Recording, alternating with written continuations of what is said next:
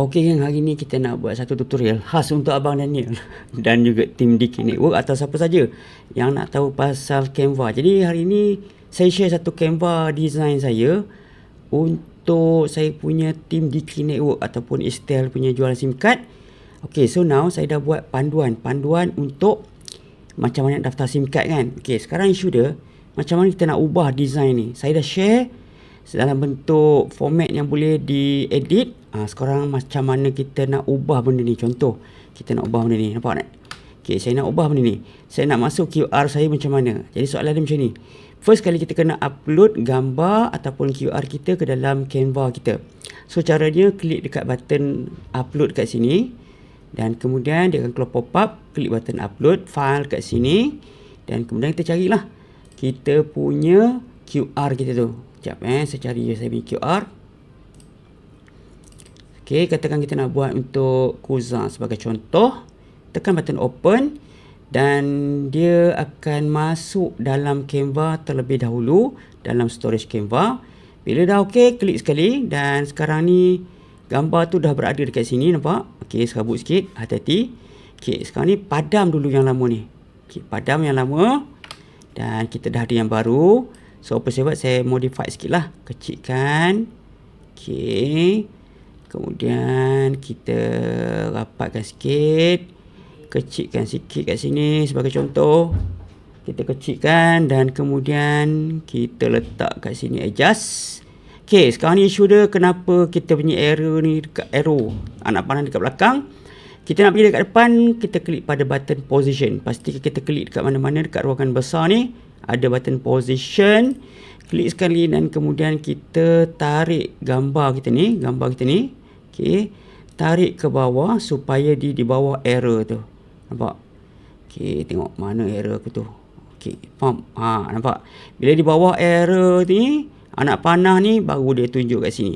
Macam mana aku nak buat untuk nampak ada tadi dot tadi kan? Okey. Bila nak buat dot tadi dah, kita klik sekali kat sini. Dan kemudian kita pergi dekat button kat sini, stroke line. Klik sekali dan kita ambil yang ni dan pastikan kita buat nombor 3 ataupun nombor 2. Sebagai contoh kita ambil nombor 3, kecil sikit lah, tak tebal sangat. Kalau kita nak tukar warna dia dekat sini, nampak tak? Stroke color, klik sekali dan kemudian klik pada warna merah dan siap. Kita dah pun berjaya tukar ID. So ejen mana-mana nanti bagi flyer ni, poster ni kepada customer dia akan dapat QR ataupun ID number yang ni lah. Nampak tak? Ni nak ID dia.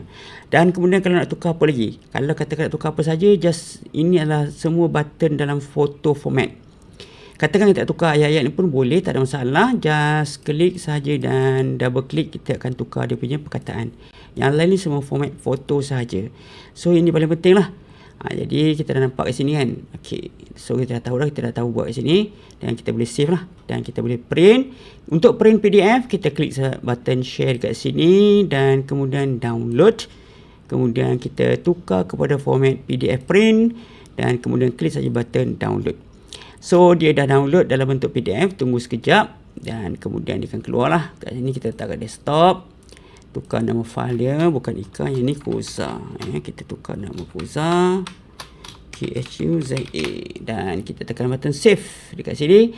Dia dah save dekat kita punya folder dekat desktop. Klik sekali untuk double check dan inilah hasil dia.